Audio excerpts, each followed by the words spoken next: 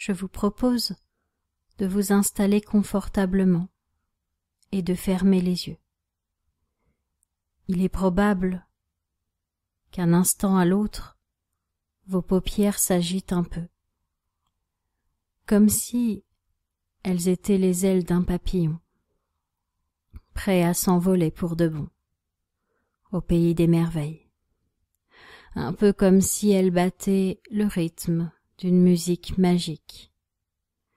Bien sûr, j'ignore s'il vous faudra suivre un lapin blanc ou si un autre personnage de conte sera guide de votre changement.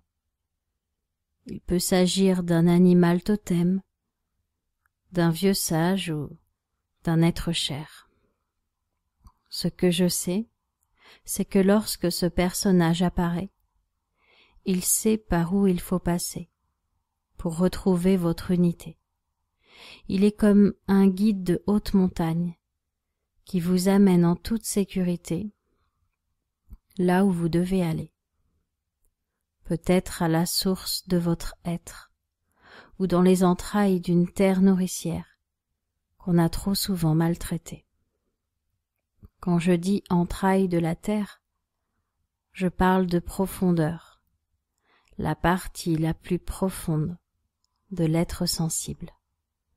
Parce que certains mots ont deux significations qui peuvent être complètement différentes. Mais ici, c'est bien de sensibilité dont il s'agit, de sensibilité profonde, pour être précis. Et si le rythme de la mélodie intérieure ralentit, c'est parce que votre relaxation s'agrandit. Comme si, plus vous aviez confiance en moi, en ma voix, plus vite vous alliez trouver votre voix qui vous amène à l'unité, à cette impression d'être une personne entière, remplie d'elle-même, cette voie qui vous mène à votre destinée. J'ignore si elle est déjà tracée ou si vous êtes en train de la dessiner, mais ce que je sais, c'est que vous avez la possibilité de changer tout ce qu'il y a à changer pour retrouver votre unité. Parce que vous savez, votre inconscient est comme un architecte. Il a fait des plans autrefois, mais parfois, le bâtiment se construit et on réalise qu'on pourrait faire autrement. Un peu comme je suis passé du papillon à l'architecte, en passant par la mélodie, parce que les plans se modifient. On a le droit d'ajuster, d'avoir d'autres idées, de transformer ce qui était figé. Les choses immobiles sont faites pour bouger, comme les nomades ont parfois besoin de s'arrêter. Parce que, quand les choses lentes s'accélèrent et que le rapide ralentit, il se produit ce que l'on appelle l'équilibre.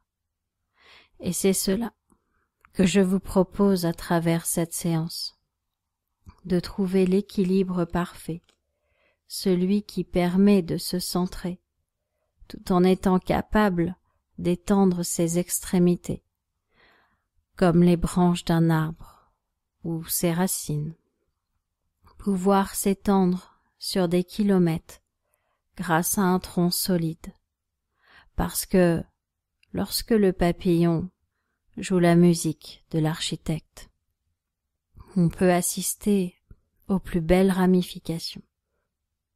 Bien sûr, cela peut sembler confus, alors même que je ne vous ai encore parlé de la libellule qui dansait la chorégraphie d'un peintre.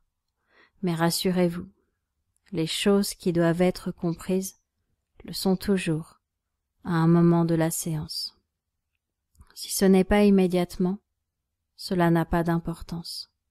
L'essentiel est que le changement avance en votre direction. Il est prêt pour la fusion avec votre ancien vous, celui qui a pris rendez-vous pour changer sa vie, en devenir le maître afin d'être épanoui. L'ancien vous est déjà parti, il reste votre vous du présent, et ce merveilleux changement. Il est temps de fusionner à présent, pour sentir cette unité immédiatement. J'aimerais vous raconter une histoire maintenant. Depuis qu'elle est toute petite, Ségolène avait l'impression d'être à côté de la plaque. Quand on lui demandait d'écrire une dissertation, elle était toujours hors sujet. C'est comme si elle faisait du tir à l'arc et que toutes les flèches atterrissaient à côté de la cible. On lui avait bien expliqué qu'elle avait un œil majeur et, même en fermant l'autre œil, elle visait à côté. C'est comme si elle vivait à 50 centimètres à côté d'elle-même. Un peu comme une ombre mais qui était à gauche, au lieu d'être derrière. Parfois, certaines personnes lui marchaient sur les pieds, parce qu'ils ne voyaient pas qu'elle était là, à côté de son corps. Ils ne voyaient que son enveloppe, mais la lettre était à côté. Elle ne comprenait pas pourquoi. Elle était née en décalé, comme un texte qui s'était imprimé dans la marge, comme une image rognée. Et quand elle essayait de l'expliquer à d'autres, c'est comme si personne ne comprenait ce qu'elle ressentait. On aurait dit qu'elle était la seule au monde à connaître cette difficulté, comme une maladie orpheline, jamais répertoriée. Et justement, le mot orpheline venait de résonner, comme une évidence qu'on avait jusque-là contournée. Mais bien sûr, elle était orpheline d'une certaine manière, bien qu'elle ait eu un père et une mère, si différents tous les deux, aux antipodes, pour dire mieux.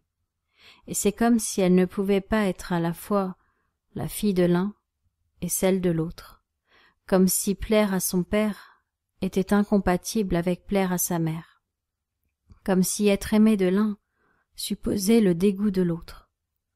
Toute son enfance, elle n'avait su quel comportement adopter, tiraillée entre les attentes de ses deux parents, risquant à tout moment le rejet de l'un ou l'abandon de l'autre. Non, elle n'était pas orpheline, mais elle avait en permanence une épée de Damoclès au-dessus de la tête, risquant de lui voler l'un de ses parents, à cause d'une phrase ou d'un comportement qui aurait déplu à l'un des deux. Comment être 100% elle-même en ayant le droit d'être qu'une moitié de soi?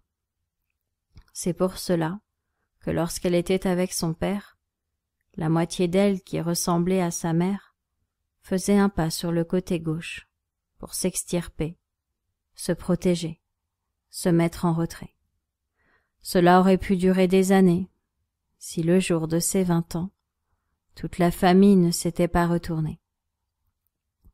La famille maternelle habillée en jaune et la famille paternelle en bleu, chacune d'un côté de la pièce.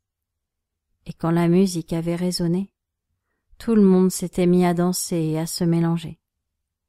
C'est ainsi qu'elle découvrit que ce mélange de couleurs était magnifique.